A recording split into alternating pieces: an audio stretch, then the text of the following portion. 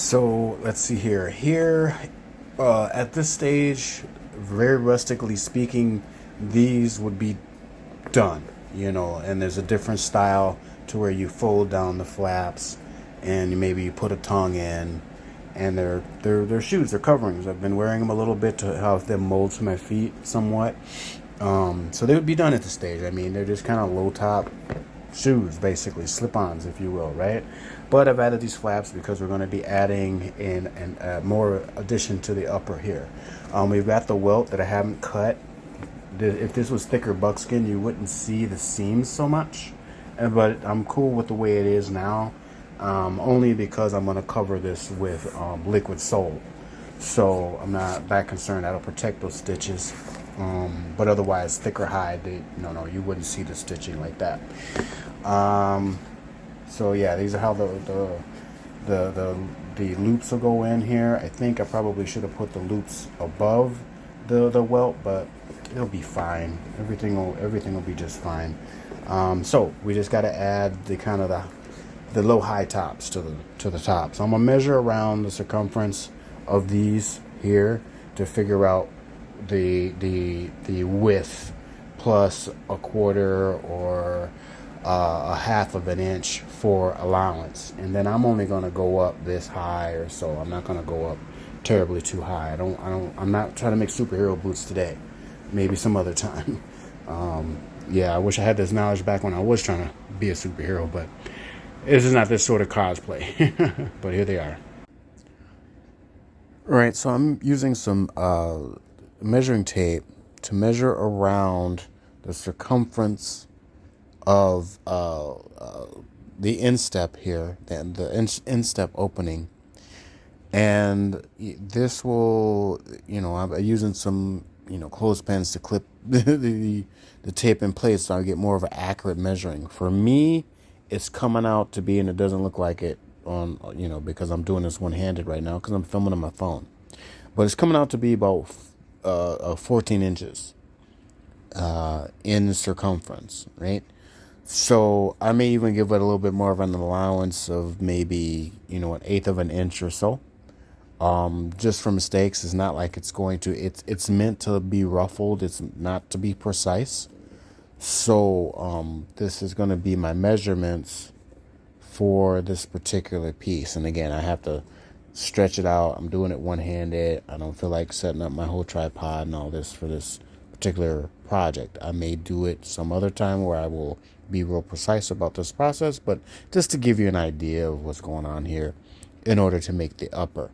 I know that I'm going to shoot for my body 8 and a quarter inches tall, and then this diameter is basically 14 inches around. So this is the pattern for the upper. I just didn't label it. So I'm giving a quarter of an inch on the height and on the length here, which is going to go around the instep. I'm basically going to make a tube, and again, you could flail it out, so on and so forth. Just for added effect, but just to make a straight tube. This is really kind of how you would do it. So I am approximately 8.25 inches height and 14.25 inches length. So, and again, I might need to kind of taper this out a little bit so that it goes kind of at a wider angle, just so your foot can get in, right? Because at the instep here at the bottom, it is a little tight until the leather wears in. Okay, so that's an adjustment I forgot to calculate in, but essentially you're just making a tube. So here is more or less the finished boot, moccasin to be technical, for my left foot. It's not perfect. I know it's not how I want it to be, but from a rustic standpoint, from a primitive standpoint, it is a foot covering, and it works pretty well. It fits and everything. And then I've got my lacings here that I cut. The thong holders are working just fine. I didn't put any grommets in there. Yes, you can see the stitching here. And that's okay because I'm going to dye these when it's all said and done. I wanted this to be a little bit of the stack, the stock, yeah, we'll call it the stack, to be a little bit more wider. It's more contoured, but that's okay. I mean, it's working for my intents and purposes. And again, I'm not finished. I got to cut the welts. I got to cut this down. And then again, we're going to put some liquid sole on the bottom of these. So I'm just kind of going to walk through briefly kind of like how we're going to attach the stack or the top of the boot, the upper, to the lower. Okay, here. And I'm in the process of turning it inside out because I turned it right side out to make sure that they fit. And then as I'm reviewing the steps that I've done, because I actually have never documented this process, I'm using another reference point that I will share, but I didn't document this. This is pre me really putting this on video. So I had to review. So now what I have to do in order to sew the upper here, I have to turn this inside out. And I should have kept it that way, which is fine, but because I don't want to stress the stitching too much. And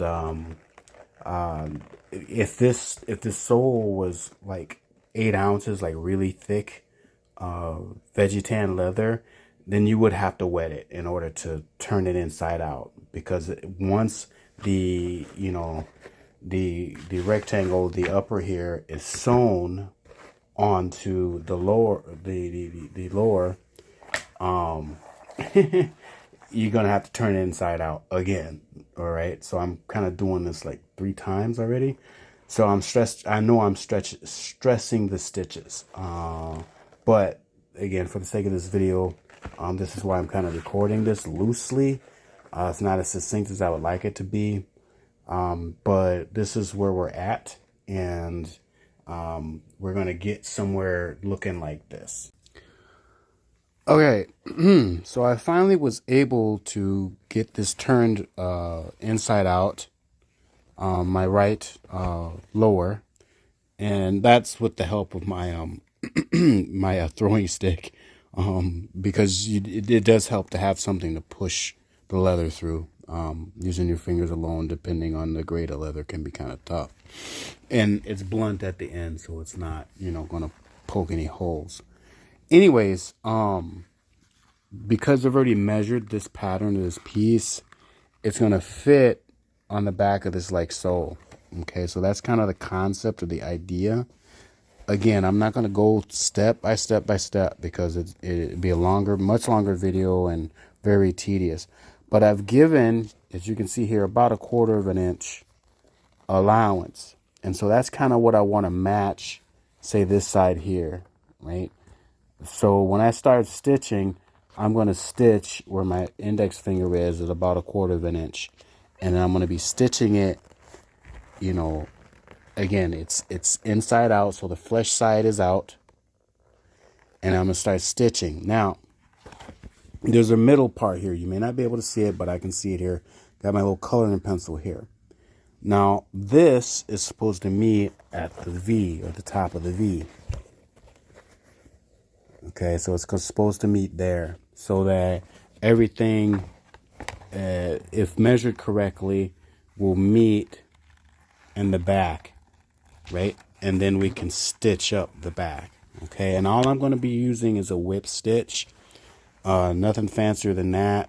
I haven't really seen any detailed videos on what to do here, and maybe the next pattern I might make this more rounded instead of a sharp V. So it kind of gradually converts to the other side. Maybe here you do a couple of regular chain stitches here, so that you don't really see your whip stitching. On buckskin, because it's so pliable and soft, it's basically very soft, tough suede, it can and will hide your stitching. But this leather is different. So this is commercially tanned leather, and it's resisting the thread that I'm using. And I'm using a single strand to stitch. I'm not using double strand. Although I could use double strand so that I can really kind of like pull on the stitches so that, I don't break the stitch, I don't snap the thread, but I can really, reef on the thread, the stitch that I'm actually pulling through. But anyways, again, I'm going to cover that up with some dye and stuff like that. So again, it's supposed to be very rustic. Cobbler tree, being a cobbler is not my vocation. I know about such things. There's plenty of information online. You can buy courses and things like that to learn how to be one. I just haven't chosen that vocation yet, and I haven't studied it yet.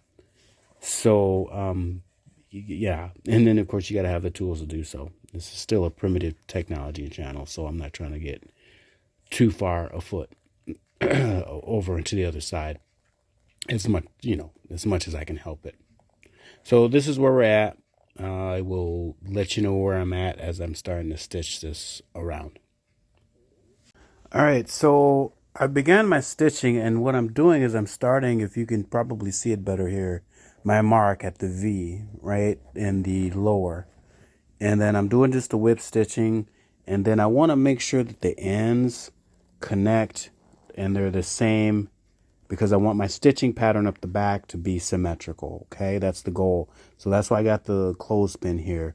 And so there's some discrepancies going here that I'm going to have to sew in, that over time they'll stretch out. It may seem, again, I've been sewing, hand sewing, and machine sewing for a while. I'm not a professional. I'm not a tailor, nothing like that. But I just know how to kind of make these things work out, and I know my medium, which is this leather. So it helps to use a clothespin if you're dealing with this type of grade of leather, or a pen. I could pin it, but I don't have pens strong enough to go through 2 layers of this thickness of layer. So I'm using a clothespin or a clippy or whatever that will hold things in place. Okay, so we're reaching the end on the other side as I'm whip stitching this around. And again, it's not 100%, but what I'm trying to do is make sure that the seam in the back matches.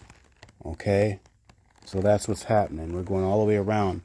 And by doing so, like I said, I can kind of fudge and force this leather to comply with the stitching, so that we have a seam that when we start going up the back of the pipe or the stack here, when we turn it right side out, it looks symmetrical. It looks decent, right? It looks nice. So, and again, exact measurements, you won't come into this sort of thing, but I'd rather have too big than too small, especially with something as expensive as leather. And if you're tanning your own buckskin or your leather or whatever, then yeah, you want to have a certain amount of allowance for error, versus making it too small. And now you've wasted material. You have to start over. You have to start fudging stuff. You have to add patches. That's what I've had to do in the past. So I'd rather make it a little bit too big and make adjustments from there than making it too small, because now you got to start over again, and it's a waste of time and material. Okay, so here we go. This is what the inside out boot looks like with the pipe or the upper. All right, so this is essentially kind of the structure, just to give you at least a visual concept. And again, I'm pinning it at the top to make sure my edges match together. And over the years, I'm pretty confident in my consistency of being, I can do 1/8 of an inch, 1/4 of an inch consistently, from the edge, as far as a seam is concerned, especially with whip stitching. And I use my thumb as a gauge for the distances, right? It's not perfect. It's not, I'm not trying to go for exact perfection. If this was outside facing, then that's, of course, you want to go for perfection, as far as your individual spacing is concerned. But now I'm on the other side. I have my other thread Again, because I laced the thread through one side, and I had at the at the at the peak here, and then now I just rethreaded the on the other side, and I'm going to use this because it actually was longer. I've already secured this side down, so now all I'm ready to do is just stitch up the back. So that's what I'm gonna do with my needle. Again, primitively, I would use an awl for this type of leather, and sinew. And this is artificial sinew. The thread is, which is waxed nylon.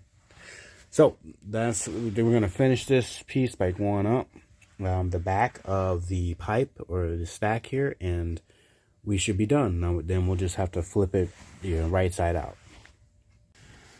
Okay, so I'm using my very, very rustic throwing stick to help me with a blunt end to help me kind of force the leather through. Thank goodness I'm using not so thick of a leather sole, because trust me, you'd have to wet this down to make it soft, and it does take time, so you're not ripping things, and things are flowing through, but that's kind of the trying part.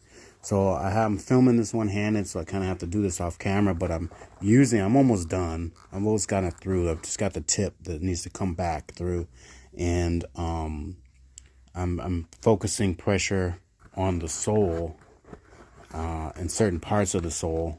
Again, it's hard to do this one-handed, but that's how I'm turning this right side out. All right, so we were successful with getting it turned right side out. Again, stitches are showing. I'm going to deal with that later. I think I'm going to slip my foot in here, make sure it fits, still fits. I'm pretty sure it does. It feels right. It looks right. Not a big deal. And again, I've got my tong keepers, so I'm going to have to take the tongs from the other one and match, cut out some tongs from the leather that I have left over and make it about the same length. And then what I like to do is kind of spritz it down and make sure it molds and shapes to my foot, walk around in it a little bit. And then I'll take a picture at that point where they're actually on my feet and looking, feeling good. And then, and then, I'll just refine it. The rest of it is, one more step, which I don't really have to do, but since I live in an urban setting, one more step is, like I mentioned, I'm going to put some rubber and barge cement on the sole here to make them urban friendly, household friendly, so I'm not slip sliding all over the place. And also to protect the seams and the sole, because this is not as thick as I normally would use. And it would be the same for the left one. So we're about there. I'm getting close. It's just one of those things. Again, if I wasn't filming this at different spots, this is like a whole half of an afternoon project, provided you have all the materials and tools you need. If you know what you're doing, once you get this down, you can whip out a pair of these in 3 to 4 hours, if that, right? And again, this is just bare bone simple. If it was moccasins with buckskin, there's beading, there's other embellishments, all kinds of accoutrements you can add to make it more decorative. But just real simple boots or high top mocks like these, you can turn it around in a few hours within a day. So here they are on my feet, bound up. I think, I'm a bit self-critical, and I haven't refined the welts here. I haven't cut them down. But if this was kind of thicker grade leather, then it would look more like a shoe. But the thicker the leather you use, the more, you really have to be more precise, and there's going to be, you got to work with it. You got to work it. Let's see, I've got socks on underneath this here. Again, these are set to go with the veggie tan cowhides as a sole. I'm going to refine these, like I keep saying. But right now, they're operable, they're functional, and they fit. When I finish these up, then I'll show you what they look like. And I'll probably put them on with my wear that I'm actually making these specifically for. Alright, so I'm at the stage where I am mixing barred cement with basically powdered rubber. Again, I'll put that, I've done this before, I'll put that below, but I kind of got to smear this on. And I'm using, you know, a wooden spoon, and I put this in a container that is not going to, I can throw away. Because once this hardens, you're kind of done, right? And again, I'm just smearing this on, and I've masked off. See the masking tape? So I've masked this off. If I was doing this on buckskin, I would completely encase everything in a bag. So I want to smear on the sole this liquid sole, double quotes right there, right?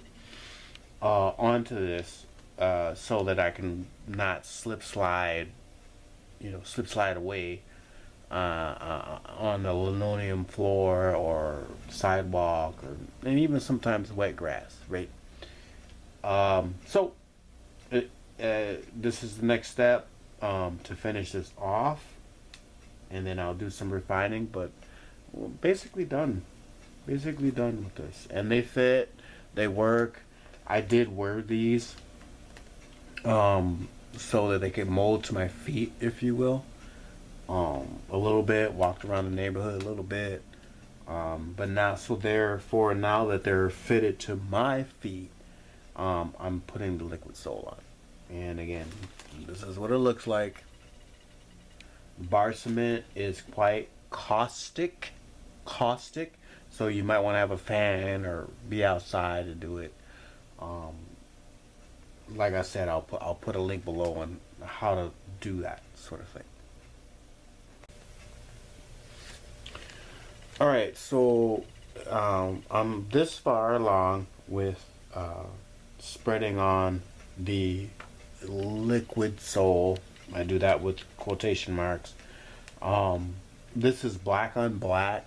You may not be able to see this, you know, but it's black on black, and that's cool. If I had made this boot or moccasin out of buckskin, I don't want this on. Or if it was white, I don't. So I masked it off, and then I can use the same masking to encase this in a baggie or newspaper or whatever to protect it while I smear this stuff on. If we didn't live in an industrial society, this wouldn't be necessary, right? But I find this very advantageous to use, so that you don't slip slide on certain modern surfaces. I'm just leaving it with that. Again, I've done a whole video on this, and what I will do, I'm going to just put a layer on. I'm kind of checking this right now for what I maybe have missed, and then I'm going to do the other one. This is my right foot, I believe, and so yeah, I already stuffed it with paper so that there's some sort of resistance, if you will, so that it actually will fit, and I can kind of see a hole or a gap that I actually need to cover or fill. Alright, so here are the finished boots. I used some dye to kind of color the seams. With using buckskin, I don't really have to do that. The other thing is the type of leather that I'm using. When I wear these actually squeak. So if you're looking for something quite stealthy, you might want to pick a leather that is not going to squeak. We did the sole on the bottom here, and you know, this, I'm gonna be honest, right? I have to be honest because the strings are getting in the way. Sorry. And I've broken them in. I'm kind of wearing them. I might want to put another coat on. The thing is that using that barge cement to make the soles, the liquid sole here, is very caustic. So I had an incident where I was working on these, putting the sole on, and you know, my girlfriend had a reaction to the fumes in the house. I was perfectly fine. I've been using this for years. I've been doing this for years. So it was an EpiPen situation. Again, it was an EpiPen situation, and it almost went to urgent care. But we got her outside, and you know, got her some water and some, you know, some fruits and vegetables and things, and she was able to calm down. I had no reaction whatsoever. She apparently did. So when you're using the barge cement or any caustic fumes or materials, again, do them outside as best you can, or in a very highly ventilated area. Again, I've never had any issues. My daughter's never had any issues, but apparently my girlfriend did, and it almost became an episode. But we were able to get her through, and everything's good now. Had to fumigate the house, etc., etc. You know, open up all the windows. It's still up in Minnesota here, early spring, so it's quite cold. But we were able to, using fans, push all the bad air out. So that is the, you know, you live and learn. But I'm passing that on as a reminder. The barge cement, whatever caustic material that you may be using to create your creations, just be mindful of others and other people that may have allergic reactions. So anyways, I've got my black gloves on because I just, like I said, I kind of dyed the stitching in here, so everything is black. You may not be able to see it, and I'm completely way off camera, but these are done. All right, they're done. We made a pair of boots using the Plains Indian style pattern. I'm just going to take some atomized wax and kind of give them a shine, and that's it. It's particular, but not completely undoable. I've made plenty of this style of either low style moccasins or 3/4 style boots. I could have gone to a full boot. Could have made a pirate captain boot if I had flared it out more and folded it over. Again, I'm limited on my materials at the moment, but for this video, here we are. They're pretty much done. I think I'll put them on and do my best to try to show you what they look like on. But I'm gonna polish these up first. Alright, so that's one boot on. Take another one.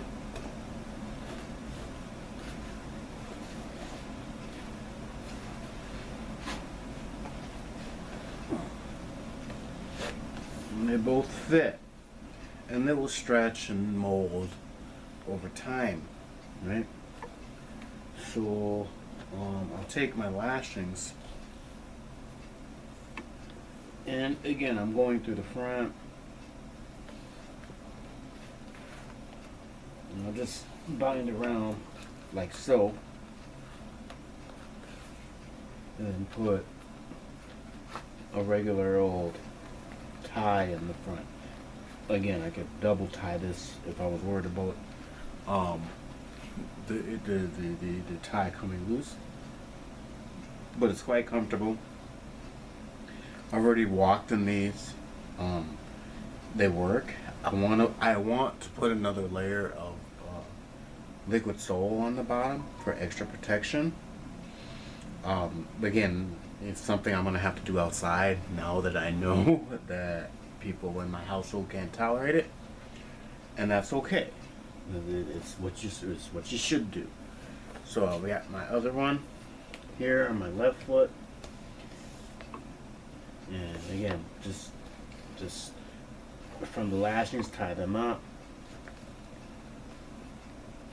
and then in the front, just put a regular tie in the front. Now, had I designed this a different way, they'd probably fold over, they could be lower, they could just be a straight shoe or even a slipper. But they work, they're comfortable. I don't slip slide in the wild, in the woods, and I don't slip slide in the store or on the street. So I'm happy with these for my intents and purposes. I could have used a little thicker sole leather, I just didn't have it, and I could have used a thicker upper. So I would have used the same grade. Excuse me. Yeah, I would have used the same grade for the pipe here of leather, but I would have used thicker leather for the lower part of the upper or what's here. But I'm protected. It's all good. It'll work. Again, I'm not trying to climb mountains with these, but they turned out, and hopefully I will get an opportunity to be able to tan some buckskin and do the actual the Native American plain style, the Arapaho, the Lakota, the Nakota, the Dakota, Cheyenne, the western plains in North America, native peoples style of making a moccasin. So I just I already knew I had done it because I could do it because I've already done it, and I was using that style just to make a quick shoe for my costuming. So thanks for watching. I hope you got something out of this, or you're inspired. Again, relevant links will be below. Like, share, subscribe. Put a little something in the tip jar if you care to, and you'll see more of the shoemaking, footwear making coming up.